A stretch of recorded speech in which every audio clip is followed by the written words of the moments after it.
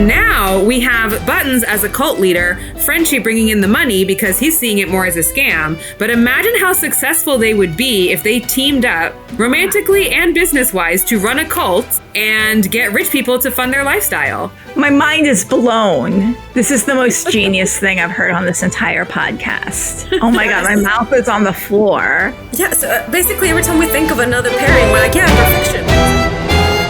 Today we're talking about our favorite navigator, lover of the sea, moonlight-bather, and sea witch. It's the Buttons episode. Woo! On the pod this week is Carly, who likes to tell people their fates and fortunes, whether they like it or not. It's true. You know, Carly. It's true. And I just told Belle horrible things about what's going to happen to her. God. And she took it in stride with a smile. And we have Andrea, lover of seagulls and all things sea related. I once had a job where I had to scoop up seagull poop from the sand and analyze it. I love seagulls. Really? Yeah. And yeah. what did you find out? It was like testing ocean water for bacteria and viruses, and we'd like compare that to the seagull poop to see like if that was the source. You know, And very normal thing. Should we be concerned about seagulls? I mean, I know with bird flu. No, they are fine. They are as dirty as any other bird. Okay. Okay, well, I am Belle, hater of my job, but other than that, I love this.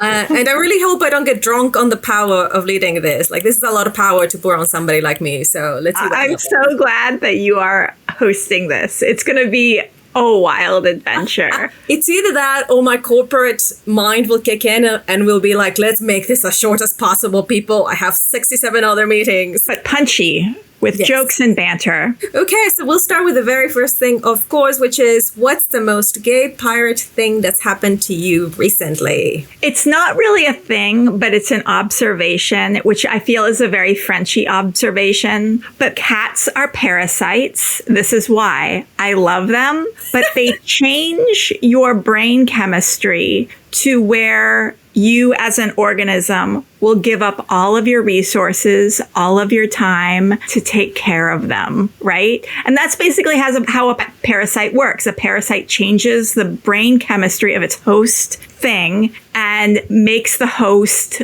zombie-like do whatever the parasitic organism wants, right? And cats do that, but they don't like put their tentacles into your brain or whatever. They just look at you with their little faces and then they make their little meow meows and you're like, I will die for you. What do you want? To be fair, that's also how dogs and children do it. So, yeah, it just works on us. Not the children thing doesn't work for me. The dogs, definitely. Basically any animal, a mountain lion, a tiger, a bear. I will die for you. I will do whatever you want. I will give you whatever food you need. Yeah, that is why I am a terror behind the wheel, because if it comes between me hurting an animal on the road and me careening off the road and killing myself, I will take the careening off the road version. So, yeah, you don't want me driving anywhere. All Cats, right. the cutest parasite. Yeah. The most gay pirate thing that's happening for me this week is not terribly piratey, but I do get to like put on a costume, so we'll take that as being piratey. Yeah. I'm in flamenco school right now. We have a big festival tomorrow. It's all day Sevillana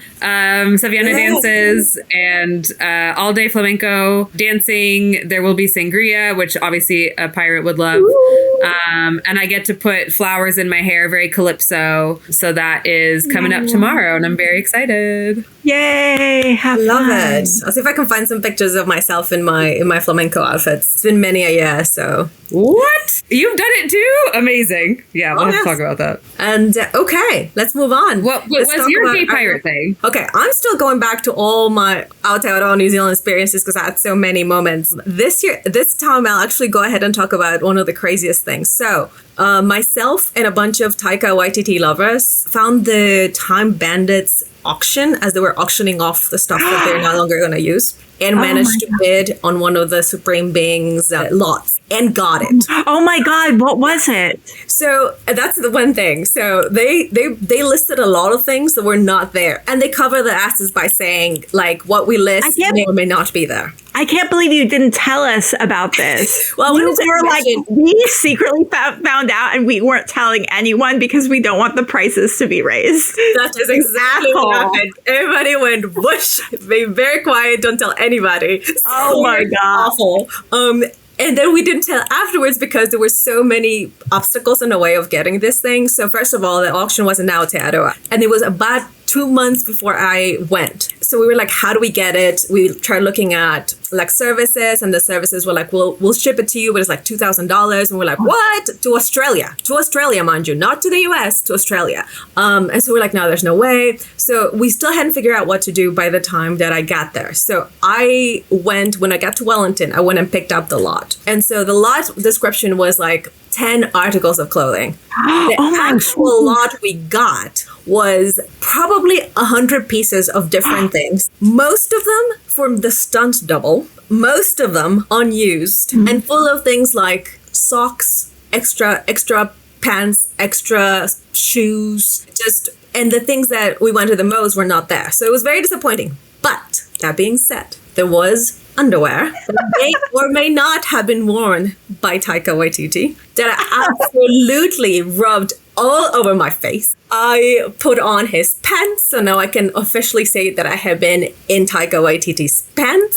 And I was like putting on anything of his that may or may not have been touched by him. Was there anything that was confirmed worn by Taika? Yes. So there's some things that it looked like it said, like hero and things, but there were also so many extras that we couldn't tell if like the extras had been used or not. So we just don't know. Okay, what were the things that were like labeled hero? Because I feel like hero, that definitely is used. So there was a singlet, which I also rubbed all over myself. So that was What's a singlet? So like a little like undershirt, basically. Okay. I don't remember the underwear. I don't think it was actually labeled with anything. So just in case, the pants, it was like an extra and a bunch of I think 2 maybe for the stunt double, and then one that wasn't labeled. So I'm assuming he wore it.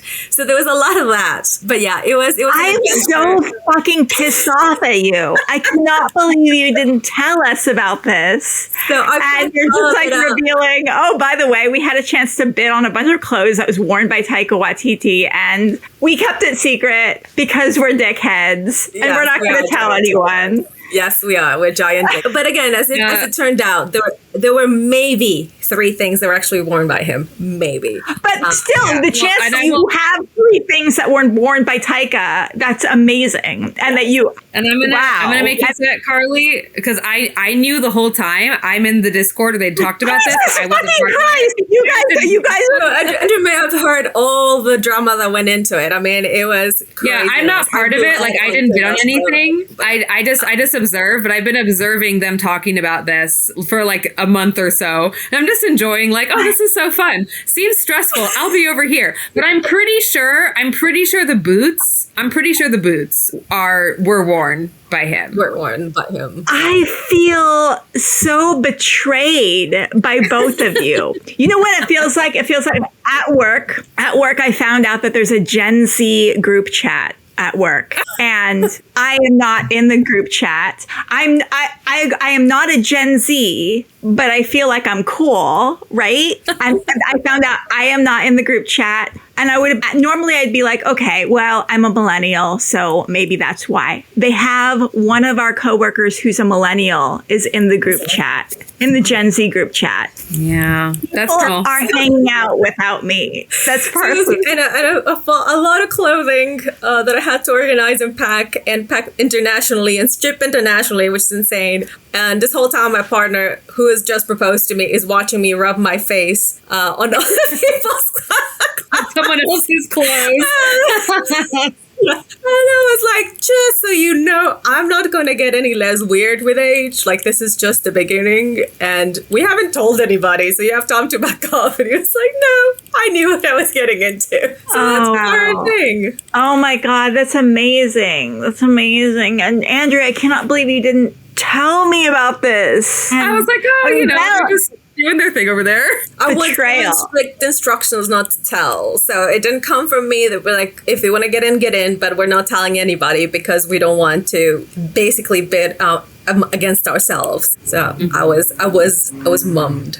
How much did it end up costing you guys? Oh gosh, we haven't even started because now it's in Australia and then the shipping that's going to get distributed all over the world. But I myself paid nearly $500 to ship it from New Zealand to Australia. Jesus. That was just It's still cheaper than having them do it, which is crazy. Yes. Well, because it turned out that it was just boxes and boxes and boxes of things packed up with packing paper, with safety clips, with giant. Don't forget the actual rack itself. Very very rack, important. like it was the actual metal rack. Oh, wow. Yeah. So it was so much stuff. So I spent a good 4 hours sorting out things.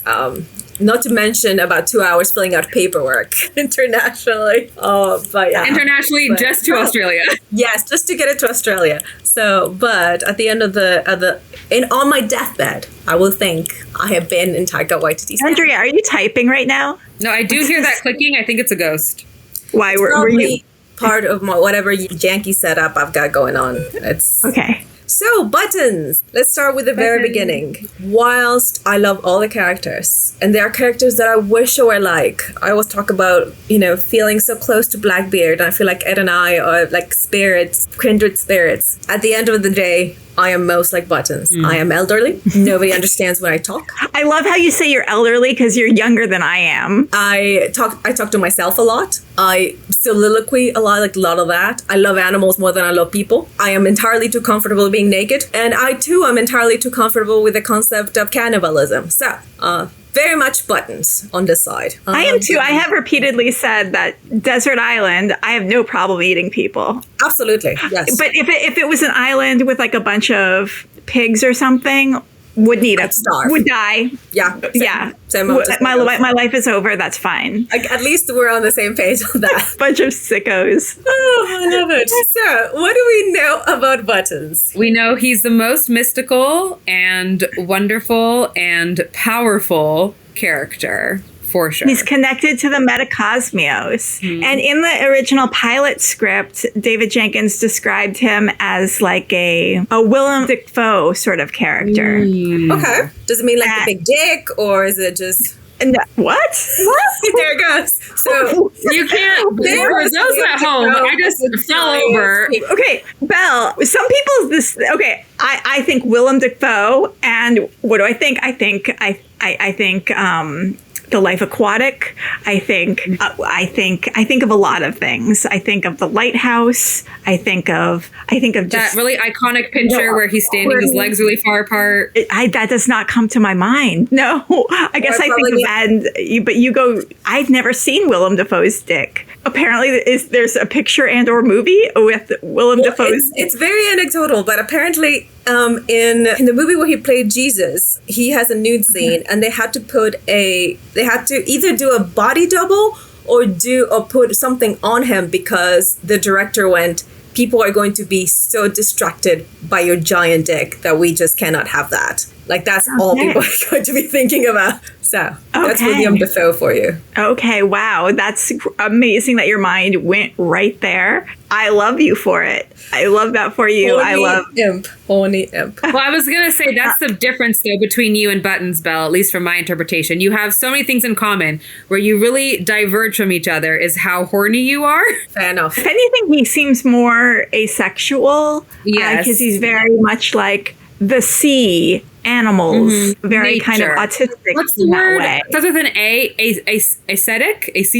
I see it in my mind. Whatever, that word. Like a monk. He's very monk-like, which, Belle, you notably are not. That is very true. Very non-monk-like. Yeah, so we do know that about him. Another thing we know is that he must have had some sort of really traumatic experience where he came very close to death. So because he has also been to the gravy basket. Yeah. And he's Scottish. We know he's Scottish, yeah. And we know that he is well-versed at pirating. Yes. And is well-respected. And he's a very good first mate. Very good first mate. Very, very knowledgeable. We don't know how long he's been pirating or where that knowledge came from or how he and Stede would even cross paths. And yet, we're so glad they did. And he is really a good first mate for Stede because he does tell Stede, your crew is going to mutiny. Some people would be worried that the crew would retaliate against the first mate for letting the captain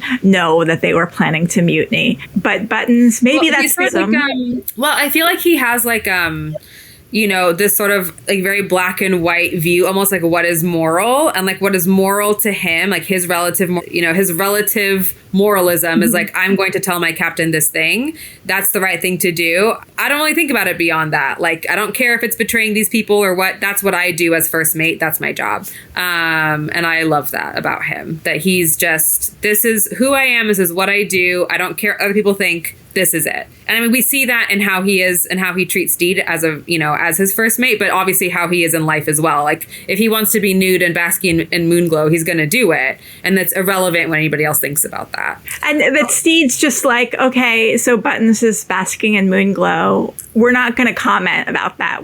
That's his thing. And Stede is so accepting of that.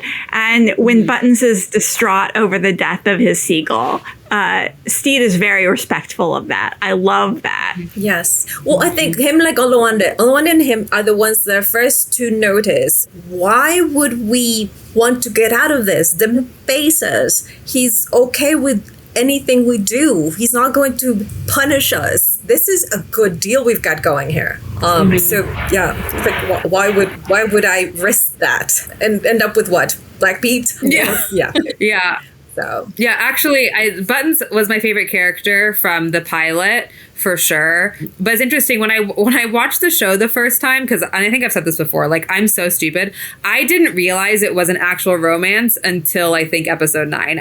That whole time I was like, oh, best friends, how nice. Like, I was so stupid. But when I really like the scene that like really got me invested in the show actually was when Carl died. I remember texting my friend who asked me to watch the show, and I'm texting her like, yeah, I like it. Like, it's funny. Like, it's fine. I like it. But I wasn't like super invested. And then when Carl died, I was texting her like, what the fuck? They killed the bird. Like, I'm not well. What happened? Like, that whole storyline was actually the thing that kind of like drew me in even more. And then I was like, oh wait, there's even more happening. Surprise. Yeah. But that it was very powerful. Yes. And when Olivia comes over, basically he didn't come home. Oh, that broke me. I was like, what? He's got a surviving spouse. It was just, yeah, it was lovely. Oh my, yeah. Buttons. Let's see what else we know. He's also another example of non-toxic masculinity. He's got no problem being led by a woman. He fits right into the red flag. And of course, we know that his ultimate lover is the sea. Yeah. And he wants to transform into a seagull. And he gets so excited when he finds out that he can, that it is possible. And Auntie like saw in him, like, you are special. You deserve this knowledge. Yep. And I love when a character I love, I'm like, this is a weird character. I love this character. And then I love when another character sees the cool thing about that character. You know what I mean? Yeah. Like so many times I'm watching a show and I'm like, I love this character, and they don't do anything with the character. Yeah. But they do. They actually give him a lot to do, and he drives a lot of the plot. And I think he is. I was gonna say, like, as you were saying, like, it would have been easy to make him one-dimensional. It's like he's just the weird guy, but really, like, he's, you know, yes, he is weird and we love him for it, but he also is, as we were saying, like, good at being pirate, good at knowing the sea outside of being in love with the sea. He is a therapist. He is a coach. He is a mentor. He has his own personal life. You know, he has his own things that we know he cares about. We also know that you were just saying, Belle, like, he is very comfortable with himself and is another wonderful example of like what healthy masculinity looks like. You know, he is all of these things, even though he's not, you know, like the main character. He still has a lot of dimension and depth to him. He's also playing in the band at Spanish Jackies, so he's got musical talent. Wait, what? Wait, I missed that. Yeah, what? Yeah, when you see him at Spanish Jackies, when they're all working for her, of course, Olawande is behind the bar. Stede is the host, and when Buttons is asking him, when do we go back to the sea? He's in the band. He's playing in the band. Wait, why have I never noticed that? Oh my God. I did not. I missed that. So I'm gonna have to do a rewatch. So yeah, eternal rewatch. So we know that. So he's very, also very a musician. Bless. Character. I'm sure it's been talked about before. What, but do you remember what instrument he's playing? I think he's playing something where he's like a percussion instrument. Okay. Yeah. Wow. So. But yeah, in that Andrea. same shoot, am I? Andrea. Oh no. Okay, you're moving now. Yeah. Okay. Am I back? Okay. nothing. Great. Yep. Yep. Okay, so what I was saying was, I'm sure it's been talked about before, but there's also from that same scene, the beginning of season 2, Samba talked about in his baking classes how they had like the rope tied around his waist that you like notice it if you notice it, because there's the deleted scene where he was kept trying to run into the sea and they had to pull him back. I love that so much. And that's me. Like I need to be near the ocean and near water or else I'm like physically unwell. So yeah, I very much feel that vibe. Like you're going to have to hold me back, because I'm going to run in. Yep, I love that. So yeah, so we know a lot about him. For a small character, we actually do know a lot about him. And now that's why we love him. He's fascinating. He's spiritual. He's incredible. He's just a wonderful character. Who do we ship him with? We've talked about. So are we thinking definitely the sea? Well, I also am open to crack ships. Like Buttons is a character that's made for the crack ship genre. And I keep on going back to, I want to see Stede Bonnet's twin sister, because real life Stede Bonnet had a twin sister. Oh my God. You didn't know this? Reese could play her. He did. I know. Poor puppies. Oh, I know. Reese could play her, which would be amazing. But I imagine her as a Philomena Kunk sort of, where she's just really, really dumb. And I love that. I've been saying this so many times. I want more dumb female characters who are dumb and incompetent the way so many men are dumb and incompetent. And I just want to see her do something dumb and incompetent in the 1700s, that is unexpected for her. And maybe she's a falconer. And maybe she's a really bad falconer. Maybe Buttons falls in love with her. And that's Stede Bonnet's twin sister and Buttons. That would be amazing. I love that. That sounds fantastic. Yeah, that really came out of not even left field. That came out of like, I don't know what field for me. And I have to digest that for a while. No, that's going to be in my head now. It's going to be Rhys Darby playing his own twin sister, as he played his own sister in Chore Puppies. Yeah, that's incredible. I love it so much. In terms of so it's funny, some AUs, especially modern AUs, they have Olivia and Carl being people that Buttons is in a relationship with. So I love that. But yeah, I like Buttons with anybody, as always. There's not a relationship that I don't like. Okay, well, let's go through the most crack ships of crackdom. Buttons and Calico Jack. Oh, that would be a hate fuck situation. Yeah. Hate to lovers. I don't know. I think maybe hate to murder. I could see that. Like, I'm going to seduce you and then slit your throat, because like Calico Jack killed Carl. There's no coming back from that. Yes. Yeah. There's not coming back from that. So yeah, I can see that definitely like a hate fuck followed by a I'm going to kill you now situation. Okay. And then a murder. Lucius and Buttons. I'm sure Lucius has sketched Buttons. Come on. Well, yeah. But remember that scene where they're on the beach while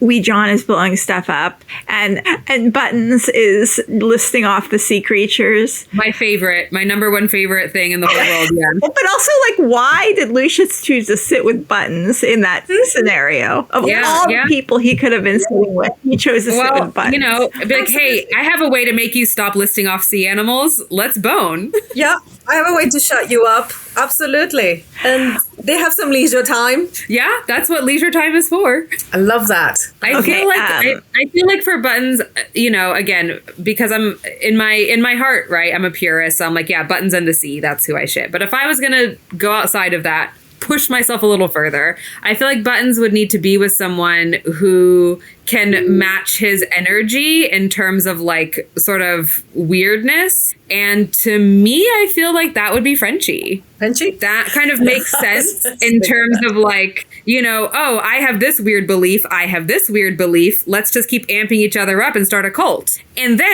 now we have Buttons as a cult leader, Frenchie bringing in the money because he's seeing it more as a scam. But imagine how successful they would be if they teamed up romantically and business-wise guys to run a cult and get rich people to fund their lifestyle. My mind is blown. This is the most genius thing I've heard on this entire podcast. Oh my God, my mouth is on the floor. That is amazing. Yes. Basically, every time we think of another pairing, we're like, yeah, perfection. So it can be paired with absolutely anybody. It's incredible. But also, what if Buttons is a chance to bring back those very, very small roles? Buttons and Jeffrey Fettering. Who? Because Jeffrey Fettering in episode 10, where Stede goes back home. Oh, that guy. Okay, yeah. Jeffrey Fettering. And he's like, you're a hero to us. Jeffrey Fettering finally decides to go for it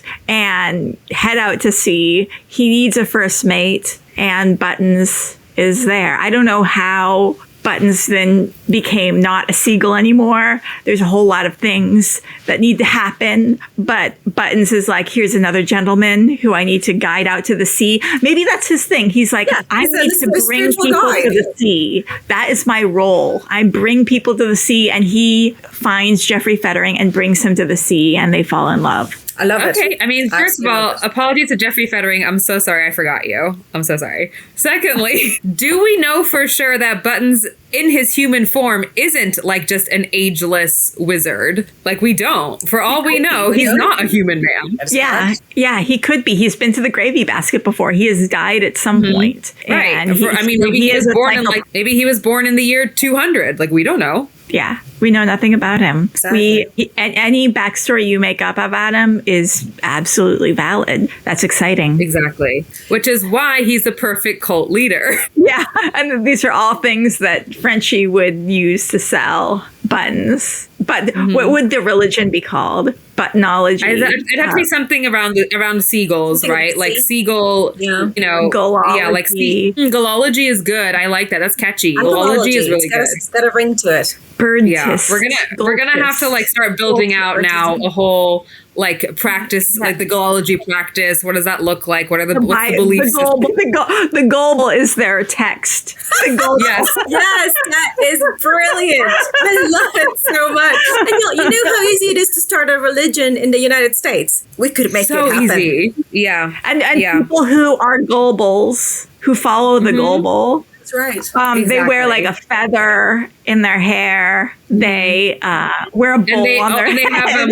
like bird shit on the shoulders of their clothes. Yeah. But no, they wear a bowl on their head, or they get a bowl cut. They have metal teeth for when they have to go into battle. Yes.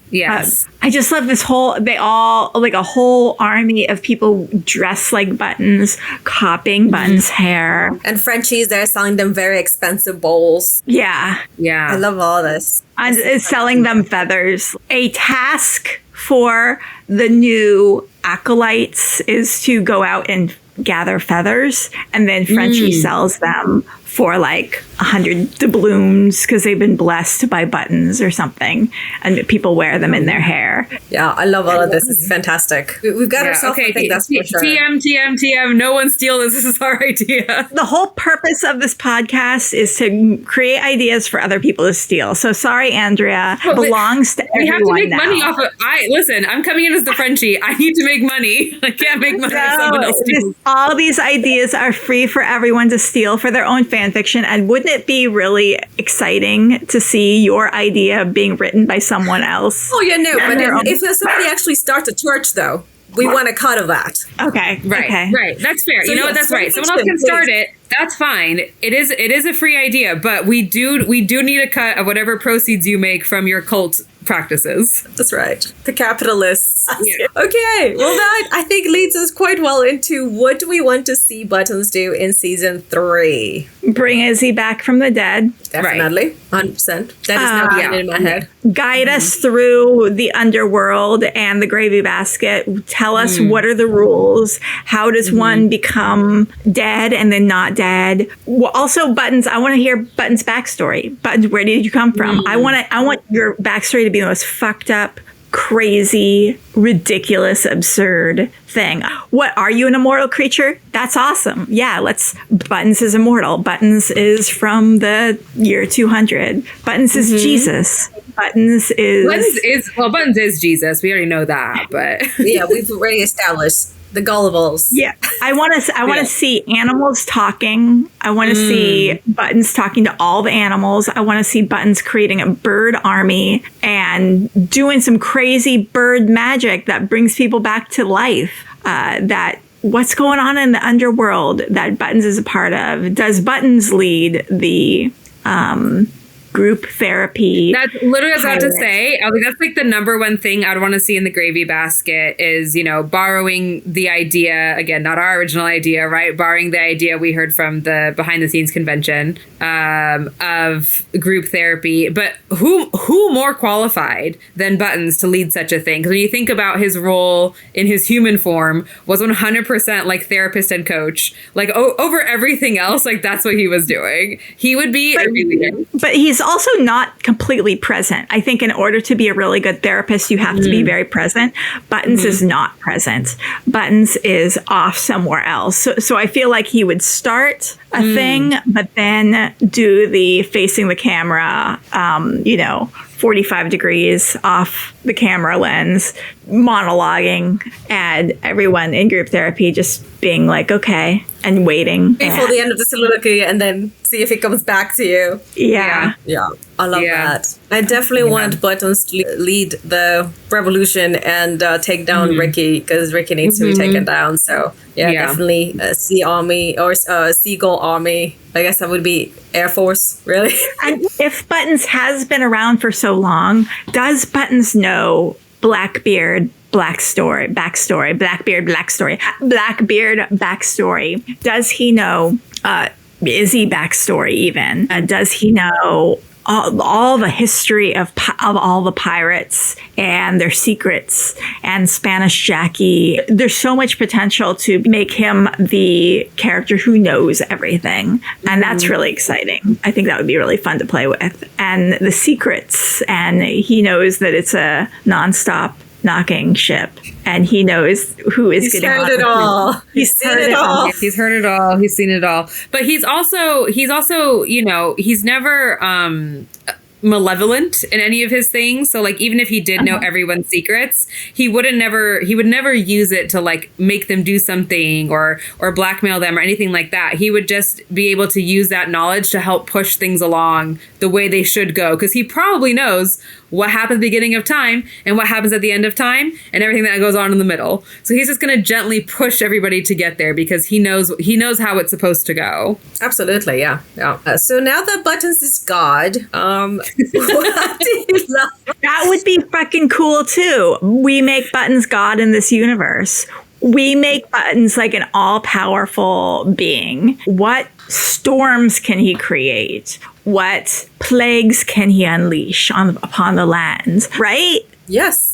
Protecting the animals and making sure that they have what they need. I love this. Definitely much better together than anyone I've ever been told to worship. So I'll take that. So what do we love to see Buttons do in Fix, or what do we want to see more of Buttons doing in Fix? So I haven't had a chance to read many Fix with Buttons. I'm hearing a beep beep beep. Whose beep beep beep is that? If it's going badly, it's my fault. It's okay. Something of my. But really, you couldn't hear that beep beep beep? No, I heard it. But then it went away. Okay. Yeah. Okay. Cool. It's not you going crazy this time. So I haven't read many Buttons Fix with Buttons, but I wrote one called Many Flags, So Much Death, in which everyone rotates captain in this story. And while Buttons is captain, he has everyone take part in a ceremony that involves drinking a tea that's sort of like an ayahuasca sort of situation.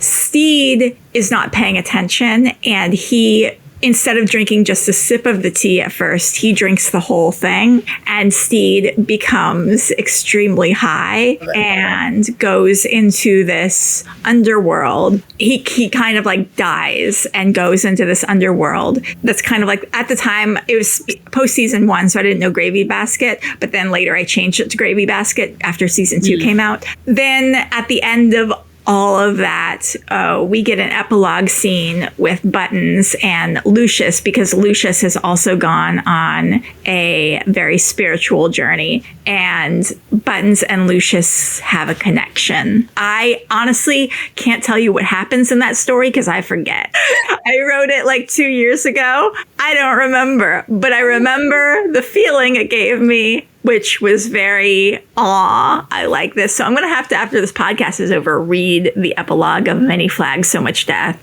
and remember and when link I wrote it in the show notes. Yes. But any of you who are like, I can't believe David Jenkins doesn't remember what he wrote. I wrote a script for someone like 2 weeks ago, and then someone for my job, and someone was like mentioning it, and I was like, oh, who wrote that? And they're like, you did. I'm like, oh, okay, cool. I write so many things I don't remember what I write. So yeah. Okay. I love it. It's the same thing when we know our favorite casts, all of their characters, everything they've ever said, we can quote them and they go, what? We're like, yeah, because they've done a lot of that. Right. And it's not their obsession. Yeah. So I love it. Yeah. Well, so I'm not good at using AO3 still. I'm like a whole idiot. So every time I try to like search, I don't think I'm doing it right. So I was trying to find like very button-centric fics, and I couldn't find any. You know, a lot of the stuff that exists is your typical ships, whatever that might be, your more normal ones, and Buttons as a side character. And I love how anyone writes Buttons. They're all great. I would love to, and again, it probably exists. I just don't know how to find it. But I would love to get my hands on some more Buttons-centric fiction. But caveat for me, again, for who I am, because I'm a little delicate sometimes. I don't really like seeing Buttons to be sexual. I love people who want that for him. I don't really want that, so that's not something I would personally seek out. So button-centric fiction, but not sexual Buttons. Ascetic Buttons, monk-like Buttons. That's what I'm looking for. I feel like I don't know how to use AO3 either. Maybe someone out there should make a video for us called "How to Use AO3," and I will post it. Ringo said that they want to do an AO3 episode of like how to use it. I was like, yeah, please, because I will listen to it because I don't know. Basically, the way I search for things is I find a fic that I like, and then I will click on the tags in that fic. And that's basically how I go about finding things. I'm trash. Well, yeah, we will talk about that, and also to talk us through some of the fan fiction terminology that some of us sometimes I go, what? So Buttons usually in the fics that I read, he's either the strange person that nobody, so like the park keeper that doesn't talk to anybody. Whatever's happening, he's in the background, and he is kind of outside mostly of the plot. There are a few things where he is the main character. Of course, with me and my explicit searches, which is usually what I do, there is a Jack and Buttons one. There's Jack and Izzy, or Buttons and Izzy. I'm pretty sure I've read a Buttons and Auntie as well. Wow. Well, okay, I can see that. I can see that.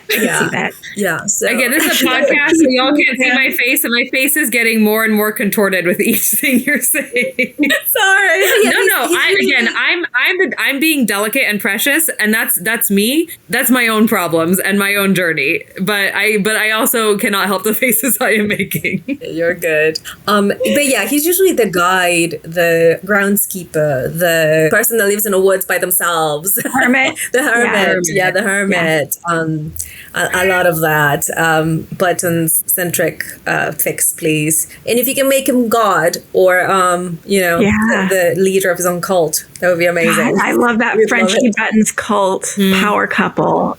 I love that. I love it. Yes, absolutely. So moving on to Ewen Bremner. What do we want to see him do? He's an incredibly multi-talented actor that's done a lot of stuff. Is there something that you haven't seen him do that you want to see him do? Wes Anderson film. There we go.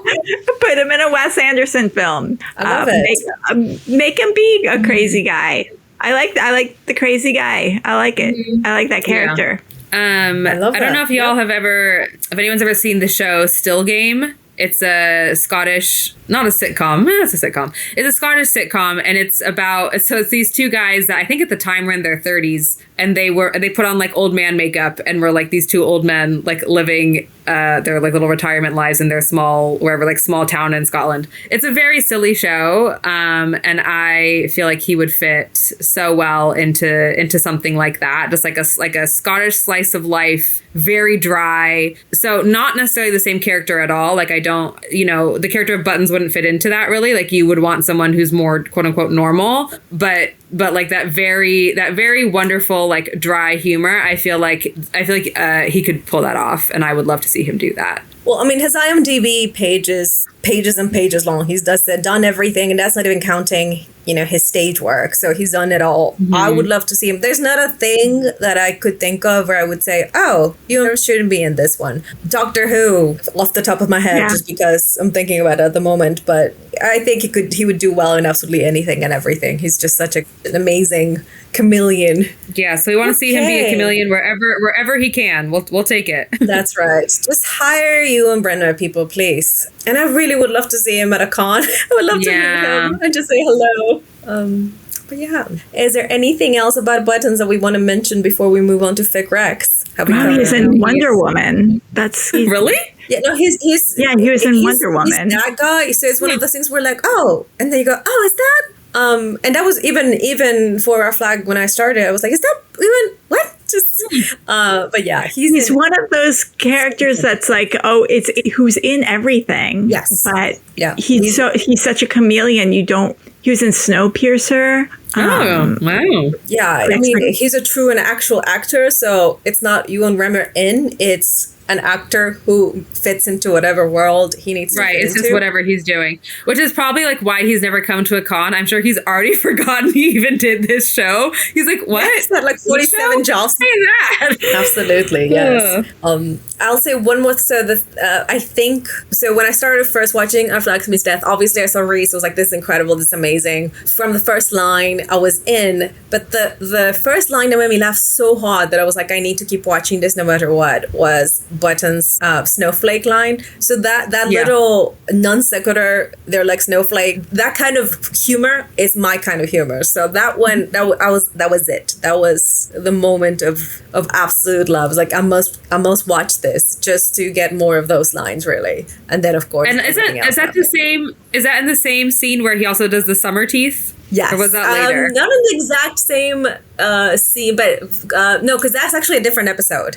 When he said, why are you, he bites Lucius and go, why is there wood in my fingers? And he goes, those are my summer teeth. Some are teeth and some are not. Yes. But, which is not an original, it's not an original joke. I've heard that other places, but it's so funny. It's so funny the way that he does it. And just perfection. The delivery, to be able to take something like that and still make it absolutely hilarious when you've heard it 47 times. Also, okay, let's just take a moment to acknowledge that Buttons bit Lucius. Yeah. Lucius lost his finger, had to have his finger amputated. Yeah. And they're just fine. Yeah. They're like, that's fine. It happens. It was also the 1700s where, it happened. Yeah. But yeah, you never see Lucius get upset at Buttons. I mean, he gets how can you look at Buttons' little face and be like, oh, I'm mad at you? You simply can't. You simply can't. There's just no way. And the only time he has any strong reactions to anything is when Carl dies. Everything else, he's just always right here. So you could be mad at him all you want to, and he would just kind of be good.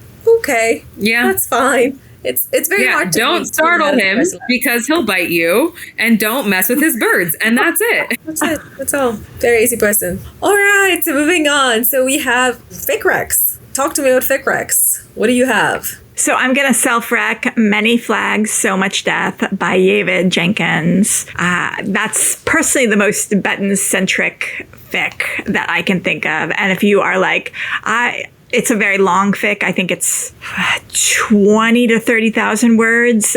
But if you just want a little Lucius Buttons story, you can skip to the epilogue. It's very wholesome. People love it. It's this thing where Lucius is dealing with this kind of who am I? Existential crisis. And they just start talking about Buttons and Lucius just start talking about animals and it like heals him. It's very short. It's like, I want to say like a page and a half. Anyway. That's lovely. Yay. Cute.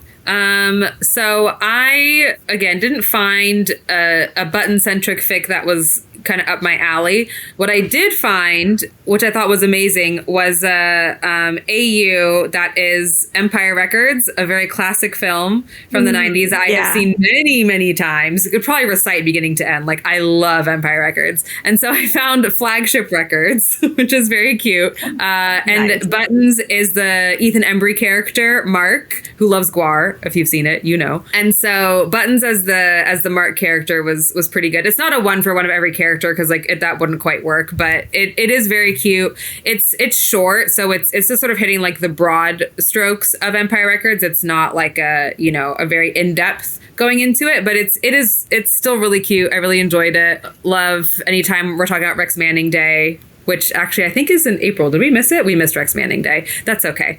But yes, it's called Flagship Records by Temptress of Dalliances. I'll put the link in our outline so you can put it in the show notes. But it's a little cute one, and I like Buttons as Mark. So yeah. Yay! I love that. Excellent. So and that's